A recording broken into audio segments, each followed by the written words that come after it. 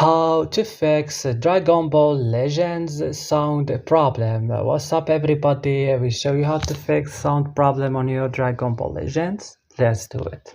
So open the settings of your device, click at your apps option, search for Dragon Ball Legends and click. Scroll down this list, click add storage option, click clear cache and back. Click right now on force stop and click OK. Go directly to Play Store or App Store and update your Dragon Ball Legend. After doing that, restart your device and that's all what you should do. Don't forget to like and subscribe in this channel and bye.